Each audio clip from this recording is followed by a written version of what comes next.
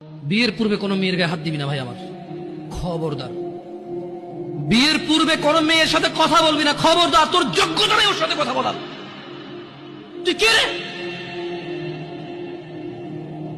বামন হয়ে চাঁদের দিকে হাত বাড়াবি না। আমার বোনরা চাঁদ। ওয়াল্লাহি যেদিন ইসলামী শাসন আসবে, যেদিন ইমাম মেহেদী আসবে, যেদিন ঈসা আলাইহিস সালাম আবার আসবে, ওনার বন্ধের উপর যারা হাত দেবে উনি হাত কেটে ফেলবে। তুই বামন হয়ে চাঁদের দিকে হাত বাড়াইস না।